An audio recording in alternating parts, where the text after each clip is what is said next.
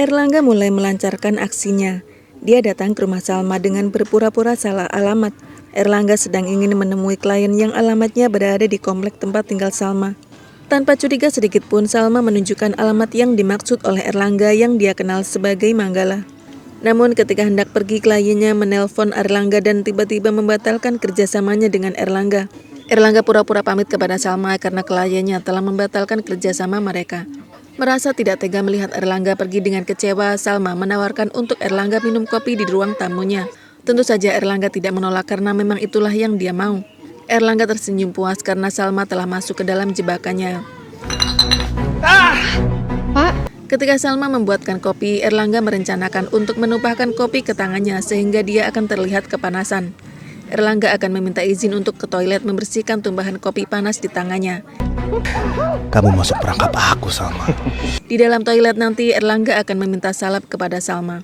Ketika Salma kembali ke toilet, Erlangga akan membekap mulut Salma dengan sapu tangan yang telah dia beri obat bius.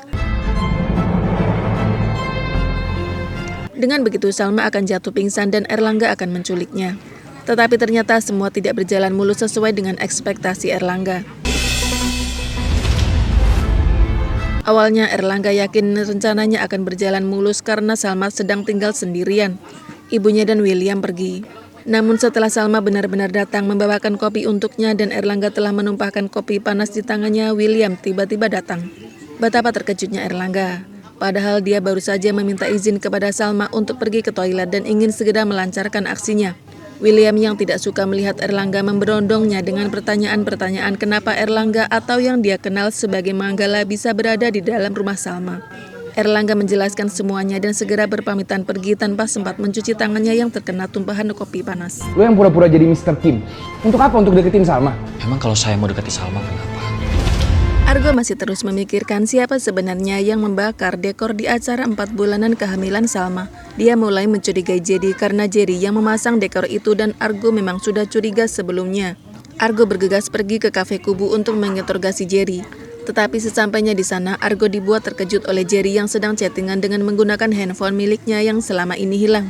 Ternyata benar kecurigaan Argo kalau Jerry adalah orang yang telah mencuri handphone miliknya yang selama ini dia gunakan untuk mengecat Salma sebagai Mr. Kim. Argo segera merebut handphonenya dari tangan Jerry. Jerry terkejut. Dia meminta Argo untuk segera mengembalikan handphone miliknya. Argo sangat marah pada Jerry. Bisa-bisanya Jerry mengambil handphonenya dan mengaku-ngaku sebagai Mr. Kim. Apalagi saat ini Jerry juga sedang chattingan dengan Salma. Argo curiga kalau Jerry ingin mencelakai Salma. Jerry menolak keras pernyataan Argo. Dia sangat mengagumi Salma. Jadi mustahil kalau dia ingin melukai Salma. Jerry meminta Argo untuk tidak melarang-larangnya mendekati Salma karena Argo tidak berhak apapun atas diri Salma. Kalau memang Argo tidak bisa mendapatkan Salma, maka Argo juga tidak berhak melarang Jerry untuk terus mendekati Salma. Argo memperingatkan Jerry untuk tidak macam-macam pada Salma. Saat ini Salma sudah hidup bahagia bersama William. Jadi Argo ingin Jerry menjauhi Salma. Diam-diam Argo masih sangat mencurigai Jerry sebagai orang yang ingin melukai Salma. Sedangkan di dalam lubuk hatinya Jerry masih bertekad untuk mendekati Salma walau dengan cara apapun.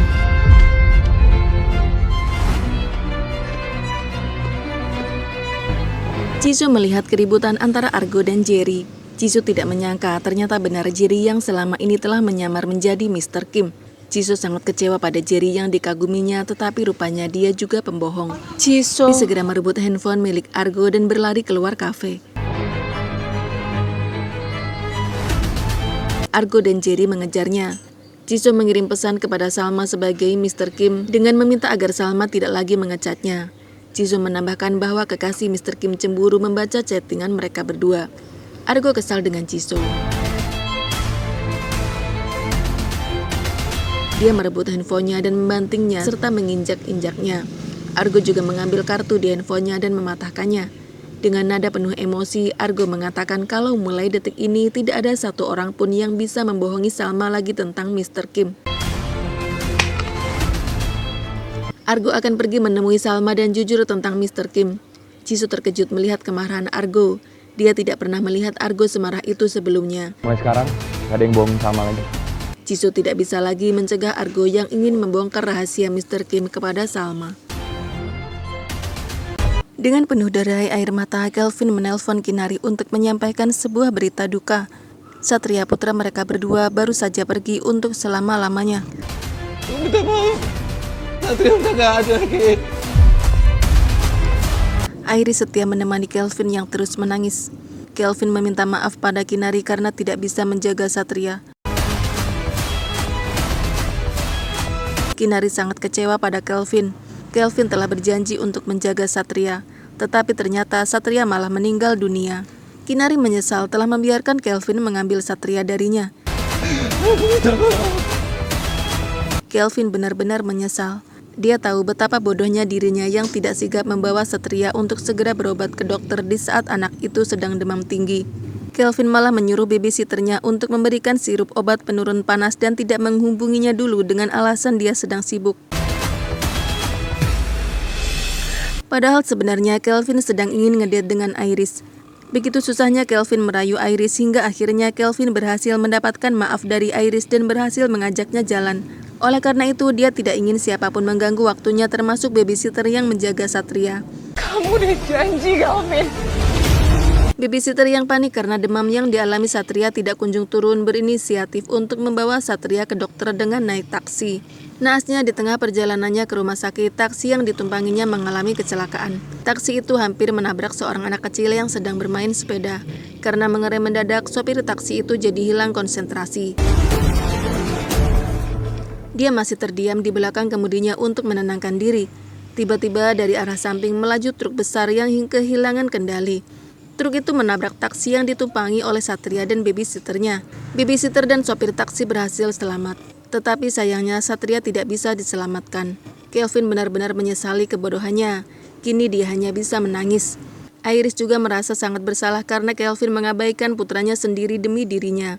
Kalau saja Iris tahu Satria sedang demam, Iris pasti akan menolak ajakan Kelvin untuk pergi jalan-jalan.